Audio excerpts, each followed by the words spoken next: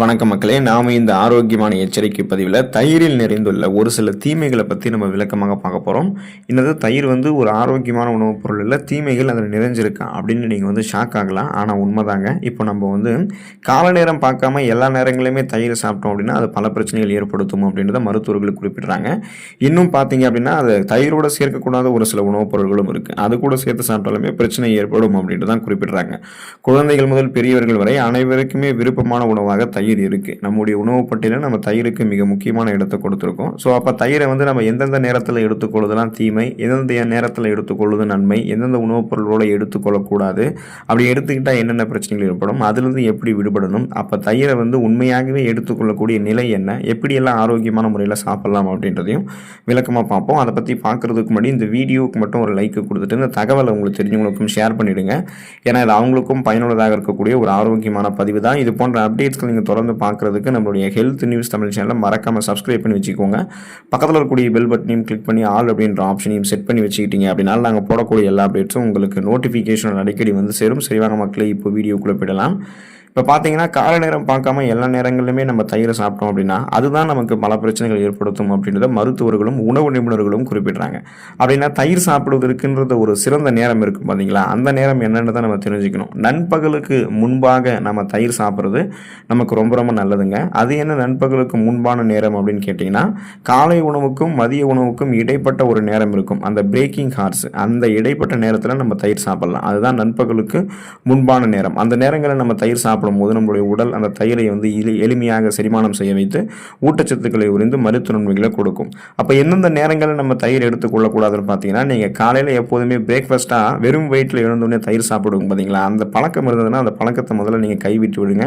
உங்களுக்கு ஆரம்பத்தில் அது நிறைய டேஸ்டியாக இருக்கிற மாதிரி ஆரோக்கிய நன்மைகளை தரா மாதிரி தெரியும். ஆனால் அது உங்களுக்கு விரைவில் உங்களுடைய ரத்த நாளங்களில் நரம்புகளில் இறுக்கங்களை ஏற்படுத்தி பிபி என்று சொல்லக்கூடிய பிளட் ப்ரெஷர், அந்த ரத்த அழுத்தம் பிரச்சனைகளை ஏற்படுத்தும். இப்போ நரம்புகளில் இறுக்கங்கள் தென்படும் பொழுது அதன் மூலமாக ரத்த ஓட்டம் போதுமான அளவுக்கு நம்மளுடைய உடலுக்கு கிடைக்காது. அப்போ பார்த்தீங்கன்னா உங்களுக்கு ரத்த அழுத்தம் ஏற்படும். ஸோ வெறும் வயிற்றில் தயிர் சாப்பிடக்கூடிய அந்த பிரச்சனையிலிருந்து அந்த ஒரு ப்ராப்ளம் உங்களுக்கு இருக்குன்னா அதுலேருந்து நீங்கள் விடுபட்டு விடுங்க. அதே போல் இரவு நேரங்களில் நீங்கள் ஒருபோதும் தயிர் எடுத்துக்கொள்ளக்கூடாதுங்க. இப்போ இரவு நேரங்களில் நீங்கள் தயிர் எடுத்துக்கிட்டிங்கன்னா உங்களுக்கு அந்த சளி, இருமல், காய்ச்சல், தலைவலி, அதுக்கப்புறம் ஆஸ்துமா, மூச்சு திணறல், இந்த மாதிரி பார்த்தீங்கன்னா உங்களுக்கு அந்த சுவாசம் தொடர்பான பிரச்சனைகள் பொதுவாகவே ஏற்படும். ஒருவேளை உங்களுக்கு உங்களுடைய அந்த சுவாச மண்டலமே வீக்காக ஆல்ரெடி இருக்குது, உங்களுக்கு ஆல்ரெடி இந்த அலர்ஜி, சளி தொந்தரவு, இருமல், காய்ச்சல், தலைவலி, மூச்சு திணறல், இதெல்லாமே ஆஸ்துமா ப்ராப்ளம்லாம் இருக்குன்னா நீங்கள் நைட்டு நேரத்தில் தயிரை நினச்சி கூட பார்க்கக்கூடாது. ஸோ அதை நீங்கள் ஒருவேளை எடுத்துட்டிங்கன்னா அந்த சுவாச மண்டலம் ஆல்ரெடி வீக்காக இருக்குது பார்த்தீங்களா, இன்னும் வீக் ஆகிடும். அந்த பிரச்சனைகள்லாம் உங்களுக்கு இன்னும் அதிகப்படுத்தப்படும், கடுமையான பக்க விளைவுகளை நீங்கள் சந்திப்பீங்க. அதனால் இரவு நேரங்களையுமே நீங்கள் தயிர் எடுத்துக்கொள்ளாதீங்க. இப்போ நம்ம தயிர் எடுத்துக்கிறோம் அப்படின்னா அது எந்த நிலையில் எடுத்துக்கிறது நல்லதுன்னு நம்ம தெரிஞ்சுக்கணும். இப்போ நம்ம தயிர் சாப்பிட்றதுக்கு பலவிதமான வகைகளை நம்ம பலவிதமான முறைகளில் அதை எடுத்துக்கிறோம். ஆனால் ஆரோக்கியமான நன்மையான ஒரு முறை என்னென்னு பார்த்தீங்கன்னா, நீங்கள் அப்படியே தயிர் உறைந்து இருக்கக்கூடிய நிலையில் எடுத்துக்கிறது தான் உங்களுக்கு நல்லதுங்க. இன்னும் நீங்கள் மண் சட்டியில் தயிரை உரைய வச்சும் எடுத்துக்கலாம். அந்த உறைந்த தயிரை அப்படியே நம்ம சாப்பிட்றணும். இப்போ உறைந்த தயிரில் காணப்படக்கூடிய தெளிந்த நீரை கூட நம்ம குடிக்கலாம். அப்படி குடித்தோம்னா உடல் சூடு, தலைச்சளி போன்ற பிரச்சனைகள் நமக்கு நீங்கிடும். இப்போ நீங்கள் தயிர் உறைந்த நிலையில் சாப்பிடும்போது உங்களுக்கு ஏதாவது டேஸ்டியாக ஆட் பண்ணணும்னு தோணுச்சுன்னா நீங்கள் அந்த தயிரோட சர்க்கரையை மட்டுமே ஆட் பண்ணிக்கலாம். உறைந்த தயிரோட சர்க்கரை ஆட் பண்ணி சாப்பிட்டீங்கன்னா டேஸ்டாகவும் இருக்கும். உடனடியாக உங்களுடைய உடலுக்கு ஆற்றலை இந்த தயிருடன் சர்க்கரை கலந்த கலவை உங்களுக்கு கொடுக்கும். ஸோ ஃபாஸ்ட்டாக எனர்ஜி உங்களுக்கு கிடைச்சிடும். அப்போ ஒரு சில பேர் பார்த்தீங்கன்னா தயிரை சூடுபடுத்தி சாப்பிடுவாங்க. அது கூட எண்ணெய், கடுகு, கருவேப்பிலை, மிளகு இதெல்லாம் போட்டு தாளித்து எடுத்துக்கோங்க. அந்த மாதிரி சாப்பிடலாமான்னு கேட்டிங்கன்னா தயிரை நம்ம சூடுபடுத்தி சாப்பிடக்கூடாதுங்க. தயிரை நம்ம சூடுபடுத்தி சாப்பிட்டா அதில் என்னென்ன மாற்றங்கள் நடக்கும்ன்றதை நீங்கள் தெரிஞ்சுக்கோங்க. தயிர் இயற்கையாகவே பார்த்தீங்கன்னா நல்ல பாக்டீரியாக்களை கொண்டு இருக்குது. அதை நம்ம ஹீட் பண்ணும்போது அந்த நல்ல பாக்டீரியாக்கள் அழிஞ்சிரும். தயிரில் இருக்கக்கூடிய ஈரப்பதமும் அது போயிடும், தயிரோடைய சுவையே மாறிடும். அதில் நீங்கள் எண்ணெய் சேர்க்கும் போது கொலஸ்ட்ரால் அதிகமாகி உங்களுக்கு தான் பிபி ப்ராப்ளம், சுகர் ப்ராப்ளம், அதுக்கப்புறம் கொலஸ்ட்ரால் ப்ராப்ளம்லாம் ஏற்படும். ஸோ அதனால் நீங்கள் இந்த மாதிரி கருவேப்பிலை, எண்ணெய், கடுகெல்லாம் போட்டு தாளித்து சாப்பிடக்கூடிய தயிரை நீங்கள் எடுத்துக்கொள்ளாதீங்க. இப்போ ஒரு சில பேர் தினமும் தயிர் எடுத்துக்கொள்ளுவாங்க. தயிர் தினமும் எடுத்துக்கொள்ளக்கூடிய ஒரு உணவுப் பொருளாக தினமும் சாப்பிடலாமா அப்படின்னு கேட்டிங்கன்னா தினமும் தயிரை வந்து நம்ம எடுத்துக்கொள்ளக்கூடாதுங்க. அப்படி எடுத்துக்கிட்டோம்னா முன்னாடியே சொன்ன மாதிரி நம்மளுடைய அந்த பிபின்னு சொல்லக்கூடிய பிளட் ப்ரெஷர் அது நமக்கு வந்து உண்டாகும். அதே போல் நம்மளுடைய ரத்த நாளங்களில் கெட்ட கொழுப்புகள் அதிகமாக படிய ஆரம்பிக்கும்.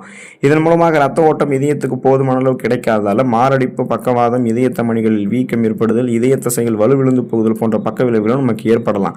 நாம தான் வந்து கவனமாக இருக்கும். தொடர்ந்து தயிர் சாப்பிடும் போது உடலில் வீக்கம், அரிப்பு, அக்கி போன்ற பிரச்சனைகள் வந்து ஏற்படக்கூடும். அதனால் நீங்கள் தினமும் தயிர் சாப்பிடுவது வந்து தவிர்க்கணுங்க. நீங்கள் வாரத்தில் 2 அல்லது 3 நாட்கள் தயிர் எடுத்துக்கலாம். ஸோ அந்த 2 அல்லது 3 நாட்களில் கூட ஒரு வேளை மட்டும்தான் நீங்கள் தயிர் சாப்பிடணும். அப்படி சாப்பிட்டீங்கன்னா உங்களுக்கு எந்த பிரச்சனையும் கிடையாது. அந்த ஒரு வேளை எதுனா இந்த காலை உணவுக்கும் மதிய உணவுக்கும் இடைப்பட்ட நேரமான அந்த நண்பகலுக்கு முன்பான நேரத்தில் தயிர் சாப்பிட்டீங்கன்னா நீங்கள் ஆரோக்கியமாக இருப்பீங்க. இப்போ தயிரை நம்ம எந்தெந்த உணவுப் பொருள்களோட இணைத்து எடுத்துக்கொள்ளக்கூடாது, அப்படி எடுத்துக்கிட்டால் என்னென்ன பிரச்சனைகள் ஏற்படும் அப்படின்றதையும் விளக்கமாக பார்ப்போம். அந்த வகையில் நீங்கள் வெங்காயத்தோட தயிரை வந்து ஒன்றா எடுத்துக்கொள்ளக்கூடாதுங்க. உங்களுக்கு இந்த தயிரும் வெங்காயமும் கலந்த அந்த தயிர் வெங்காய கலவை, ரைத்தா, தயிர் பச்சடி, வெங்காய பச்சடின்னு நீங்கள் எப்படி வேணால் அதுக்கு வந்து பேர் வச்சுருப்பீங்க. ஸோ இது வந்து உங்களுக்கு இந்த கலவை பிடிக்கும் அப்படின்னா நீங்கள் உங்களுடைய உணவு பழக்கத்தை முதல்ல மாற்றிக்கிறது நல்லது. ஏன் அப்படின்னா தயிர் அப்படின்றது இயற்கையிலேயே நமது உடலுக்கு வந்து குளிர்ச்சித்தன்மை அளிக்கக்கூடியது. வெங்காயம் அப்படி கிடையாது. அது நமது உடலுக்கு வந்து வெப்பத்தை அளிக்கக்கூடியது. அப்போ தயிர் வெங்காயம் போன்ற தயிரும் வெங்காயமும் கலந்த கலவையை நாம் அதிகமாக விரும்பி சாப்பிடக்கூடிய பட்சத்தில் அது நமக்கு வந்து ஸ்கின் அலர்ஜி, அதாவது அந்த தோல் சார்ந்த உங்களுக்கு அந்த அலர்ஜியை வந்து ஏற்படுத்தக்கூடும். தோல் ஒவ்வாமை வந்து உங்களுக்கு ஏற்படுத்தக்கூடும்ன்றது நீங்கள் தெரிஞ்சுக்கோங்க. நிறைய ஸ்கின் டிசீஸ் வரும். உடல் அரிப்பு, எக்ஸிமா, சொரியாசிஸ் போன்ற குறைபாடுகளுமே அது நமது உடலில் வந்து ஏற்படுத்திடுன்றதை நீங்கள் மறந்துடாதீங்க. ஸோ வெங்காயத்தையும் தயிரையும் நீங்கள் ஒன்றா எடுத்துக்கொள்ளக்கூடாது.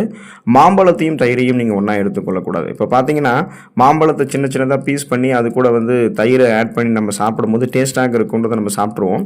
ஆனால் நாம் தான் சிரமப்பட வேண்டியிருக்கும். அதுக்கான காரணம் என்னென்னா வெங்காயத்தை போலவே மாம்பழமும் நமது உடலில் வந்து வெப்பத்தை அதிகரிக்கக்கூடியதாக இருக்குங்க.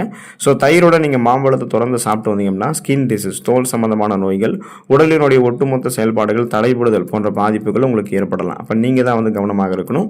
நீங்கள் மீனோட தயிரை வந்து ஒருபோதும் எடுத்துக்கொள்ளவே கூடாதுங்க. தயிரோட நீங்கள் மீன் எடுத்துக்கிட்டீங்கன்னா கடுமையான பக்க விளைவுகள் ஏற்படும். செரிமானமும் பாதிக்கப்படும், தோல் சார்ந்த குறைபாடுகளும் ஏற்படும். தயிர் அப்படின்றது புரோட்டீன் அதிகமாக இருக்கக்கூடிய உணவுப் பொருளுங்க. இது மாடுகளிலிருந்து பெறப்படுவதால் இது விலங்கு புரத வகையை சேர்ந்ததாகும். அதே போல் மீனில் அதிக அளவில் புரதம் இருக்குது. இதுவுமே விலங்கு வகை புரதம் தான். எப்போதுமே நம்ம ஒரு விலங்கு வகை புரதத்தோட இன்னொரு விலங்கு வகை புரதத்தையோ அல்லது தாவர வகை புரதத்தோட இன்னொரு தாவர வகை புரதத்தையோ சேர்த்து சாப்பிடக்கூடாது. இது நமது உடலில் பல்வேறு பாதிப்புகளை ஏற்படுத்திடும். தயிரோட நீங்கள் மீன் சேர்த்து சாப்பிட்டீங்கன்னா அஜீரண கோளாறு ஏற்படுவதோட வயிறு தொடர்பான உடல் உபாதைகள், நிறைய பக்க விளைவுகள், சைடு எஃபெக்ட் உங்களுக்கு ஏற்படும். ஸோ நீங்கள் தான் கவனமாக இருக்கணும். அப்புறம் ஸ்கின் டிசீஸும் வரும். ரொம்ப கவனமாக இருக்கணும். பாலோட நம்ம தயிரை வந்து ஒன்றா எடுத்துக்கொள்ளக்கூடாதுங்க. பால் மற்றும் தயிர் மாடுகள்லேருந்தே பெறப்படுவதால் இது இரண்டுமே விலங்கு வகை புரதத்தை தனக்குள்ளே கொண்டு இருக்கு. பால் மற்றும் தயிரை நீங்கள் சேர்த்து சாப்பிட்டீங்கன்னா வயிற்றுப்போக்கு, வயிற்று உப்புசம் மற்றும் வாயு கோளாறுகள் உள்ளிட்டவை உங்களுக்கு ஏற்படுவதற்கு அது காரணமாக அமைஞ்சிடும். ஸோ பாலையும் தயிரையும் நீங்கள் ஒன்றா எடுத்துக்கொள்ளக்கூடாது.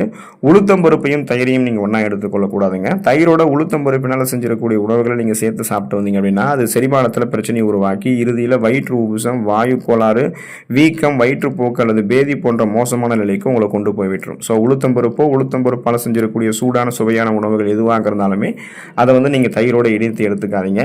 ஆயில் ஃபுட்ஸ், எண்ணெய் நிறைந்திருக்கக்கூடிய வறுத்த பொரித்த உணவுகளை நம்ம தயிரோடு எடுத்துக்கொள்ளக்கூடாது. எண்ணெய் மிக்க உணவுகளோட புரதம் நிறைந்திருக்கக்கூடிய தயிர் சேர்த்து சாப்பிடும்போது அது செரிமானத்தை தாமதப்படுத்துறது மட்டும் இல்லாமல் நம்ம விரைவில் சோர்வடைய வச்சிடும்.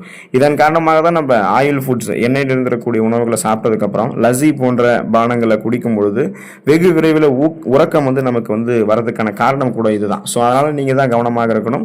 ஆயில் ஃபுட்ஸோட தயிர் எடுத்துக்கொள்ளாதீங்க. பார்த்தீங்கன்னா தயிர் என்னதான் ஒரு ஆரோக்கியமான உணவுப் பொருளாக இருந்தாலும் அதை சாப்பிடக்கூடிய நேரங்களை பொறுத்தும், சாப்பிடக்கூடிய நபர்களை பொறுத்தும், அதோடு சேர்த்து சாப்பிடக்கூடிய உணவுகளை பொறுத்தும் அதனுடைய தீமைகள் அதிகரிச்சுட்டு தான் போகும். ஸோ நாம தான் கவனமாக அதில் இருக்கக்கூடிய நன்மைகளை மட்டுமே பெறுவதற்கு குறிப்பிட்ட கால இடைவெளிகளில் தயிரை எடுத்துக்கொண்டு நலம் பெறுங்கள். உடல்நலத்தை பாதுகாத்துக் கொள்ளுங்கள். அடுத்த ஆரோக்கியமான பதிவில் மறக்காமல் சந்திப்போம். நன்றி மக்களே.